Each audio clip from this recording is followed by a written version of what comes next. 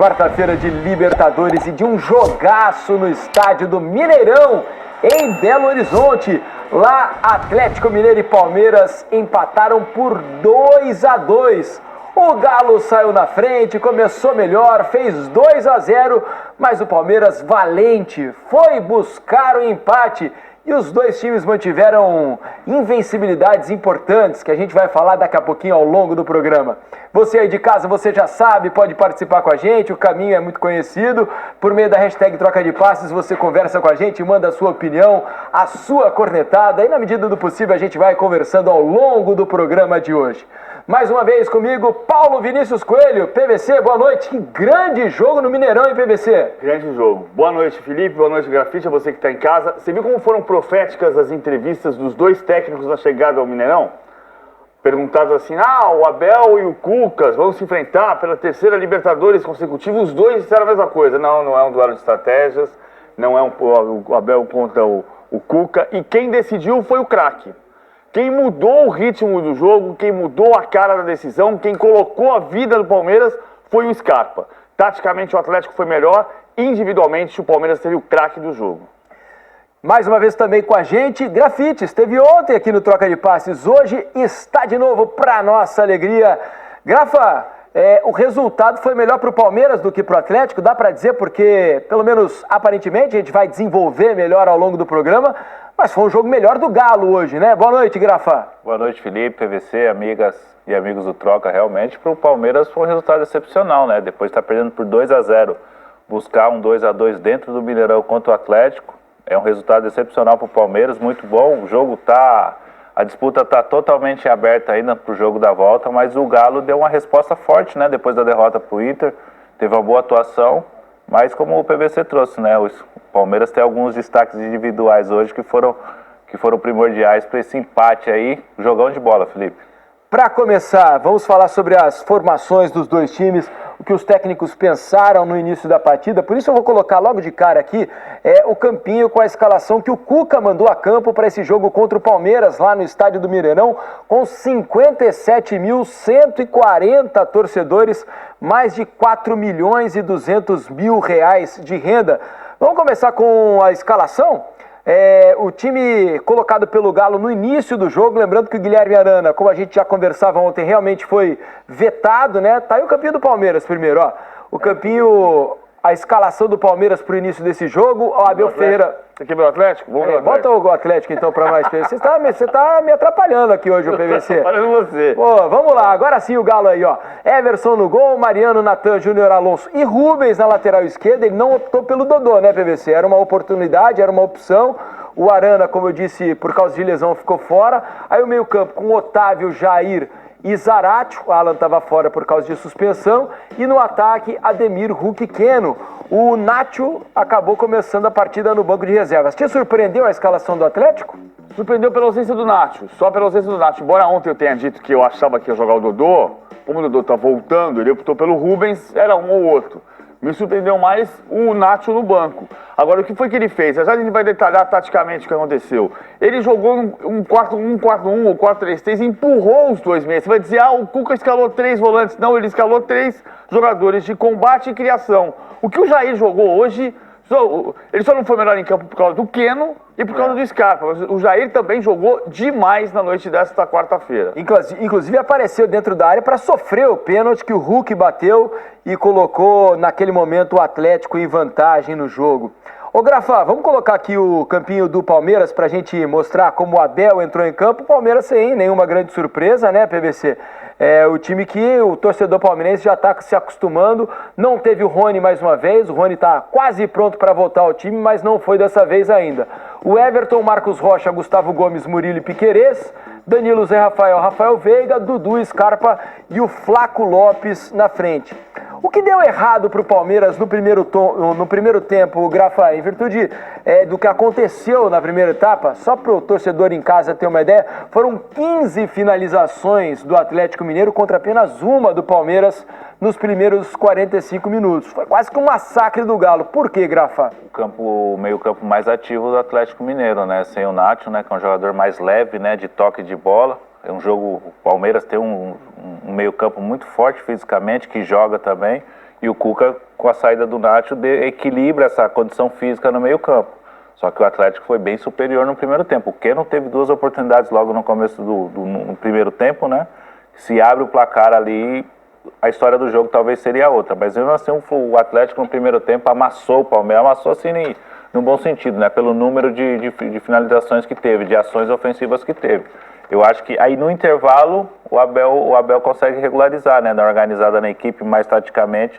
E o Palmeiras equilibra mais as ações no segundo tempo. Ainda assim, né, no começo do segundo tempo, o Galo teve chance pra matar o jogo, né, PVC? Não matou e foi castigado, Marcos né? Rocha estava muito mal no jogo hoje. Marcos Rocha comete o pênalti e falha na jogada do gol. Embora O Keno também estava muito bem, né? O Keno estava muito bem. Agora, eu acho até que, taticamente, o Abel conseguiu um time mais consistente, mas, na minha opinião, o que transformou o jogo, do ponto de vista do Palmeiras, foi individual. O Scarpa fez tudo no jogo de hoje. O Marcos Rocha fez o pênalti, o Marcos Rocha falhou no gol do Murilo contra, né? O Keno dá o tapa na bola, o Jair devolve, o Keno se projeta no setor do Marcos Rocha, nas costas do Danilo, que saiu dali.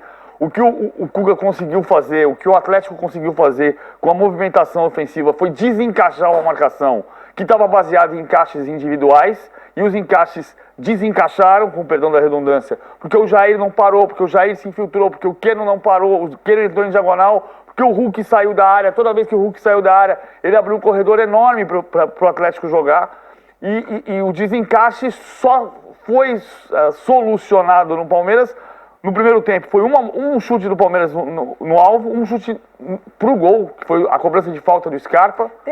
Vale ressaltar que teve um gol anulado, né? O Palmeiras também teve aquele gol do Flaco Lopes, né? Em que o Scarpa recebe a bola em impedimento na origem do lance.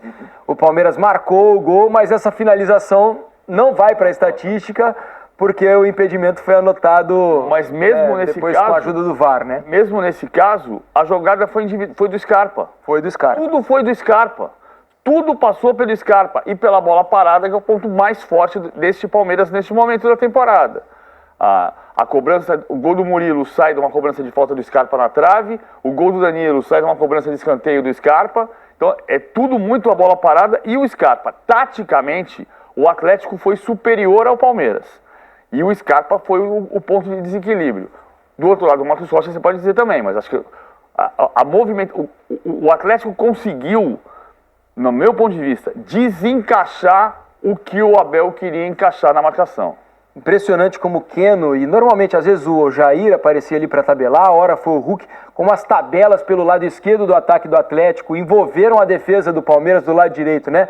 Não só no primeiro tempo, mas isso aconteceu no segundo também. Por exemplo, no gol marcado pelo Murilo contra, também sai de uma tabela, né? Se no primeiro tempo, por exemplo, o Keno saiu na cara do goleiro praticamente numa tabela com o Hulk, né, e não conseguiu fazer o gol. No segundo, a tabela foi com o Jair, o Keno também sai em ótima condição, vai até a linha de fundo e faz o cruzamento que o Murilo acaba botando para dentro. Se ele não toca na bola, o Hulk estava logo atrás para empurrar também, né, Grafite? Ou seja, o Keno fez muita diferença no jogo a favor do Atlético, né? O Keno e o Jair, né, principalmente. Né? O Jair jogou muito.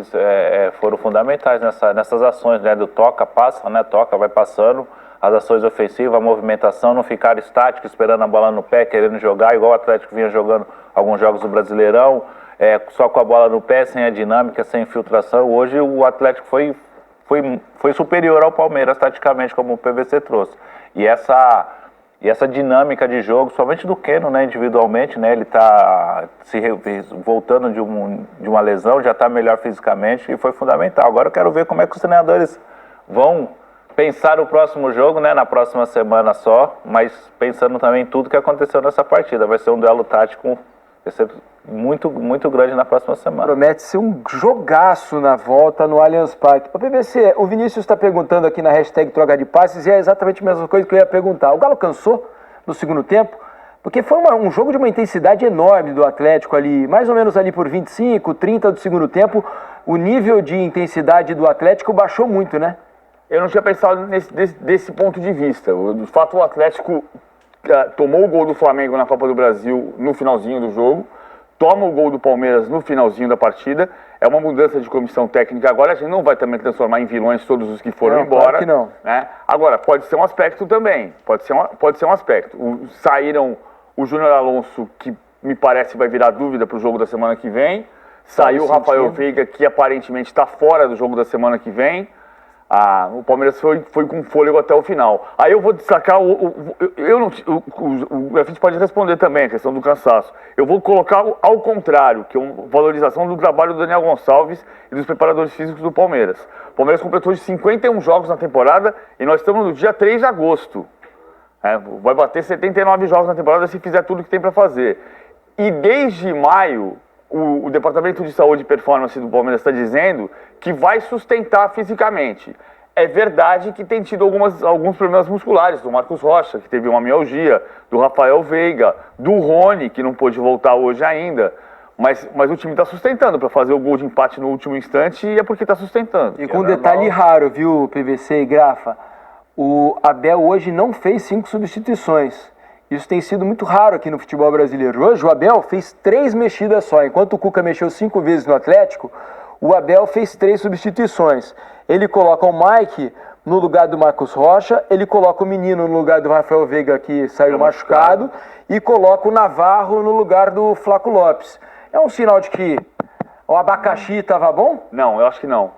Eu acho que é um sinal que ele não está confiando em jogadores que ele já confiou mais. Por exemplo, o Wesley. Lembra que a gente falou ontem da questão dos garotos da base do Palmeiras, que está se olhando? O Wesley caiu muito de produção. Se o Wesley estivesse bem, ele podia colocar o Wesley no lugar do Veiga quando saiu, no lugar do Dudu, eventualmente, que vinha saindo em alguns jogos, embora o Dudu tenha tido a chance de definir a partida. Vamos falar já sobre isso. Quando estava 2-1, ele teve a chance do 2-2 antes do gol do Danilo. O banco hoje é um jogo eliminatório também, né? É um jogo de muita tensão, do aspecto tático, né? E alguns treinadores têm essa mentalidade de não mexer muito na equipe. Pode bagunçar um pouco. Desestruturar algum sistema ali defensivo pré-determinado. Eu acho que essa queda de ritmo do Atlético nessa fase da temporada é normal, com todos os clubes brasileiros, né? Porque é a metade da temporada, um pouco mais curta por conta da Copa do Mundo, a sequência de jogos. O Atlético não poupou contra o Inter no final de semana, tem a viagem também. Eu acho que é normal, mas tem essa questão, né, do gol. O gol contra o Flamengo foi nessa fase do jogo também, e essa caída de produção no segundo tempo. Você acha que tem a ver com as opções que o Abel tinha no banco, ou aquele não tinha, né? Porque hoje, por exemplo, ficaram no banco e não entraram, tá? Dos que não entraram, o Lomba, o Kusevich, o Luan, Jorge, opções, e o Vanderlan, opções mais defensivas. Do meio para frente, Atuesta, Wesley, Breno Lopes e Merentiel. Você acha que ele olhou para o banco e falou, pô, não tem ninguém aqui que vai me resolver a vida? Jogadores que não vêm jogando com frequência, não vêm tendo muitas oportunidades. Lógico que no brasileiro as oportunidades são maiores pela sequência de jogos, no campeonato também de pontos corridos, de regularidade. Agora na Copa do Brasil e principalmente na Libertadores, mata-mata, é difícil você entrar no decorrer do jogo assim, entrar no mesmo ritmo, na mesma velocidade que o jogo, e quando não tem esse fator que o PVC trouxe, né, a falta de 100% de confiança no jogador, o treinador acaba tendo a opção de manter os jogadores em campo os 90 minutos. O Merentiel é um jogador que ele confia, que ele aposta, ele colocou o Navarro no lugar do Lopes, que o Navarro é artilheiro da Libertadores. E ele já definiu o Navarro, o Merentiel e o Lopes, a diferença dos dois, como o Merentiel é mais tímido, o Merentiel tem uma dificuldade um pouco maior de adaptação. Então é provável que ele tenha olhado, mesmo com o Merentiel tendo história na Libertadores. O Merentiel enfrentou o Palmeiras pelo Godoy Cruz, na Libertadores de 2019. Então ele conhece a Libertadores. Mas estou aqui falando no caso do Wesley, eu sei que a avaliação da comissão técnica nesse momento é de que ele caiu de produção. No caso do Merentiel, eu estou entendendo que ele espera mais pela adaptação do Merentiel ao grupo de jogadores. A do Lopes foi mais rápida. Agora, tem o lado do Atlético também, né? O que aconteceu, o Igor Rabelo entra no lugar do Júnior Alonso, ele colocou o Nacho só no final do jogo, ele puxou o Nacho para entrar com 7, 10 minutos do segundo tempo. O Nacho esperou. Quase entrou, tirou o colete e não entrou, né? Ele desistiu. Aí ele desistiu, aí entendeu que era melhor manter a formação que estava jogando. O Atlético foi perdendo um pouco aquele domínio do meio-campo que teve. Podia até ter feito o terceiro gol, ocupou o campo de ataque ainda, mas no segundo tempo o número de finalizações foi diferente, né? O primeiro tempo eu falei, né? Foram 15 finalizações do Galo contra uma do Palmeiras.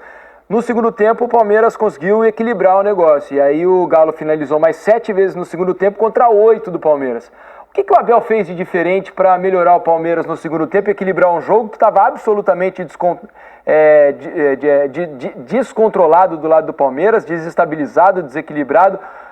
O Palmeiras nem atacou e nem se defendeu bem, porque apesar do 1-0, o Atlético teve várias oportunidades para aumentar o placar. O que é que foi feito no intervalo, Grafa, na tua opinião, para que o Palmeiras conseguisse mudar um pouco o panorama do jogo? A mudança tática, né, avançando um pouco mais as linhas, né, o Scarpa teve mais liberdade, acho que não se preocupou tanto com a marcação no segundo tempo, teve mais liberdade para jogar e consequentemente cresceu no jogo. Eu acho que o Scarpa foi peça fundamental nessa reação do Palmeiras em buscar esse empate. Eu acho que é uma mudança de postura também dos jogadores, né, que o primeiro tempo no jogo mata-mata é mais de estudos. E o Palmeiras, quando se ligou no jogo, o Atlético já estava em cima, avassalador em cima do Palmeiras. Aí o Abel teve que esperar no intervalo para organizar a equipe, saiu com 1-0 contra, né, no intervalo, mas tomou o segundo gol no começo do segundo tempo, mas mesmo assim eu acho que teve uma mudança mais tática ali, avançando mais as linhas um pouco, liberando um pouco mais o Scarpa e consequentemente a equipe subiu de produção. O Abel define isso agora na entrevista coletiva dizendo, já a gente vai ver, a entrevista coletiva do Abel Ferreira, ele está tirando dele mesmo a responsabilidade tática, está dizendo, esse time é capaz de tudo. Esse time é capaz de tudo. Ele de fato, tem razão, né? O time tem sido capaz de tudo. O time que não perde fora de casa há 20 jogos de Libertadores. É muita coisa. E que hoje já tem isoladamente o melhor ataque da Libertadores em todos os tempos.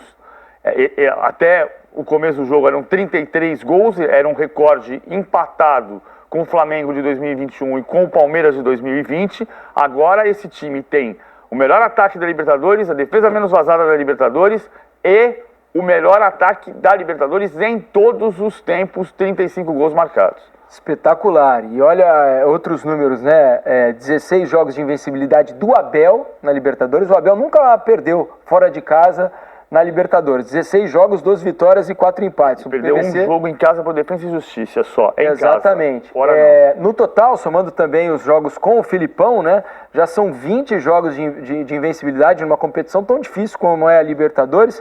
A última derrota foi para o São Lourenço na terceira rodada da Libertadores, fase de grupos, em 2019. Outro detalhe... Com o Filipão e com o Luxemburgo, só para a gente fazer justiça. Também, né? Porque verdade. O Luxemburgo pegou o comecinho da Libertadores de 2020... E além disso, são 17 jogos seguidos sem perder.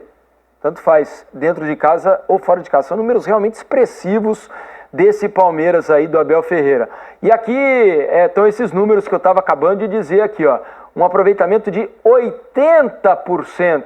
São 44 gols marcados e 21 gols sofridos. Não é mole, não. Outra do vestiário do Mineirão. O Abel está dizendo que a arbitragem foi fantástica. Ou seja, e foi. Agora sim, de novo, para espetar a arbitragem brasileira, né, Tom? Aqui, ó. No fígado. No baço. Esse no baço doeu, hein, ô Grafa? De novo, assim como ontem, sabe qual é a diferença? Sabe quando você passa na rua, o cachorro vem lamber seu tornozelo e percebe que você está com medo? É exatamente o que parece a diferença do árbitro argentino para o árbitro brasileiro neste momento da crise da arbitragem do Brasil. O jogador brasileiro está farejando o árbitro com medo, inseguro. E aí o jogador cresce, né, Grafa? Você sabe bem como é isso em campo. O jogador sente quando o árbitro está acuado, quando o árbitro está indeciso, quando o árbitro está com medo de tomar decisões importantes no jogo. Está escutando muito o adversário também, ele vai e faz a pressão. E no futebol brasileiro já tem essa cultura, né, de tentar ganhar, levar o árbitro, tentar fazer isso tudo. Mas eu sou suspeito para falar, eu não boto a culpa só na arbitragem, não. Eu acho que o futebol evoluiu bastante nos últimos anos. Mas, o Grafa, os jogadores são os mesmos, foram duelos brasileiros, tanto no jogo da Sul-Americana, hoje o São Paulo, né, também teve uma arbitragem estrangeira. Sim. Ontem no jogo entre Flamengo e Corinthians, hoje entre Atlético e Palmeiras, arbitragens também de árbitros de fora.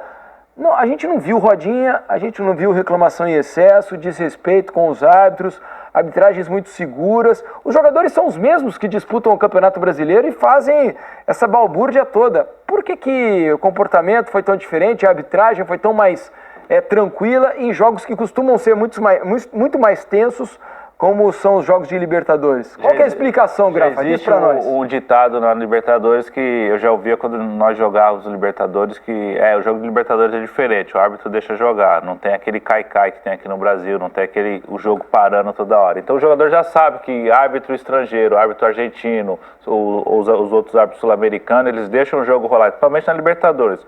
Eu acho que é muito por conta da organização, quem organiza o campeonato.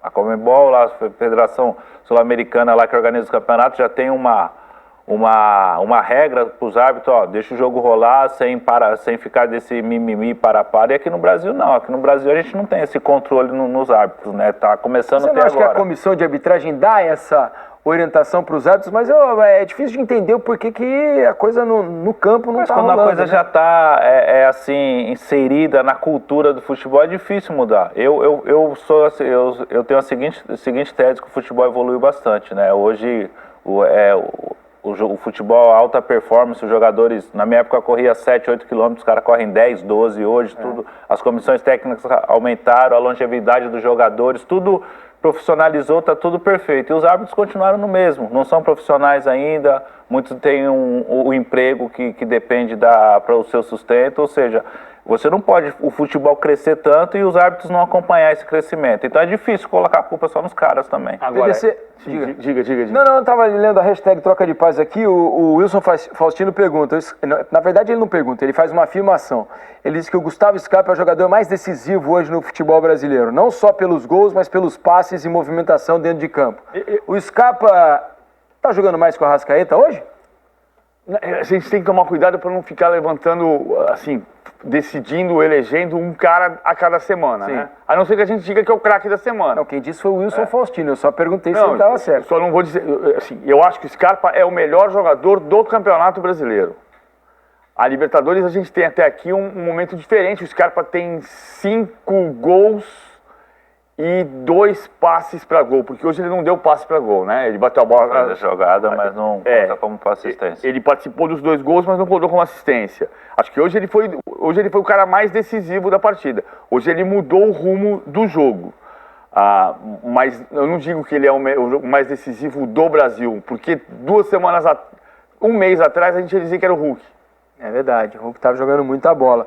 Olha, a gente falou dos números do Abel, mas deem uma olhada nos números do Cuca, porque a gente tem aqui também uma ilustração para mostrar o Atlético sob o comando do Cuca em jogos em que o Galo foi mandante em Belo Horizonte.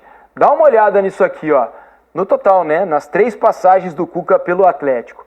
São 94 jogos nessas condições, 74 vitórias, 18 empates e só 2 derrotas.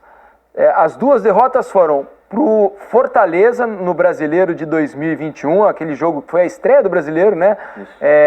O Pikachu jogou muito, fez 2 golaços e o Fortaleza virou para cima do Atlético.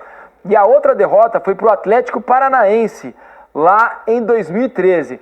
No mais, 94 jogos, 2 derrotas, um aproveitamento de 85,11% em jogos nessas condições. Galo como mandante em Belo Horizonte. É muita coisa, hein, Grafa? Muita coisa. Número excepcional, só 2 derrotas em 94 jogos. O Cuca... Nós tivemos o duelo hoje de um time que não perde fora de casa e de um time que não perde em casa, Ninguém perdeu a invencibilidade, né? Então continua tudo... Mas os números do Cuca são excepcionais. O Atlético teve uma evolução essa noite, né? Depois da derrota que teve na estreia do Cuca contra o Internacional, um Atlético irreconhecível. Tinha que dar uma resposta hoje e deu uma resposta positiva. A disputa está em aberta ainda e a tendência é que o jogo da volta seja tão bom como esse. Tem favorito para o jogo da volta, PVC? Difícil. Desculpa. Não. Para os dois, eu só comecei pelo PVC porque você acabou de falar. Mas o PVC eu quero ouvir dos dois. Tem favorito? Tem alguém que... Favoritômetro do Seleções Sport TV? 50... Vou roubar do Rizek aqui o favoritômetro hoje. 55 Palmeiras, 45 Atlético. Eu estou me baseando no que aconteceu na final do Campeonato Paulista, por exemplo, que o Allianz Parque fez uma diferença muito grande. O Mineirão fez diferença hoje no primeiro tempo, mas não sustentou até o fim. O Atlético não conseguiu, talvez pela questão física, não conseguiu sustentar até o fim. Então eu acho que tem um ligeiro favoritismo no Palmeiras. O que você acha, Grafa? Eu acho 50-50. Eu tô mais por aí também, eu acho que é um jogo muito parelho. O único que não fica em cima do muro sou eu. Não, mas não é questão, não. Eu diria aqui, se eu achasse um 51, favorito... 49, vamos dizer assim, Palmeiras pelo fato de ter buscado um 2-0 e empatar um 2-2 e jogar em casa. Mas, assim, em nível de comparação, todo respeito ao São Paulo, o time do Atlético é um time superior, é mais forte que o E acho, São Paulo. não sei se vocês concordam, acho, ao olhar os bancos de reservas hoje, acho que o Galo tem mais opções para tentar mudar um jogo que não está dando certo do que o Abel, apesar dele hoje ter conseguido, mesmo fazendo um primeiro tempo muito ruim, com as peças que tinha no banco, as 3 substituições que fez, equilibrar o jogo no segundo tempo. Ele disse que a grande vantagem hoje foi manter a tranquilidade e aí aquela história do, como é que é o meme do Abel? Cabeça fria, coração quente. Foi assim que ele fez no ano passado quando tomou o gol do Atlético. Fez hoje também. Na hora que o Palmeiras consegue o primeiro gol, ele faz exatamente o mesmo gesto para os jogadores. E acho que tem muito a ver com isso mesmo, essa capacidade mental que o time possui e que faltou um pouco para o Atlético. Pode ter faltado capacidade física que você levantou, que você perguntou, pode ter faltado um pouco de tranquilidade do ponto de vista do entendimento do jogo, que eu acho que sobrou no primeiro tempo para o Atlético. No primeiro tempo, até os 15 do segundo tempo. Eu queria mostrar aqui um pouquinho, rapidinho só, uma coisa que eu acho que a partir do posicionamento inicial do Palmeiras, dá pra gente entender um pouco do Atlético também. Então assim, o time partiu desta premissa, certo? O Dudu começa do lado direito, o Scarpa começa do lado esquerdo. Por quê? Porque eu vou tentar separar por setores pra gente entender o que acontecia. O Scarpa marcava o Mariano e o Dudu marcava o Rubens. E a saída de bola tinha o Veiga marcando o Otávio. Aí você volta aqui, só que o Atlético ia empurrando essa linha defensiva do Palmeiras para trás. E aí o Zé Rafael fazia a marcação quase que individual no Jair e o Danilo fazia no Zaratio.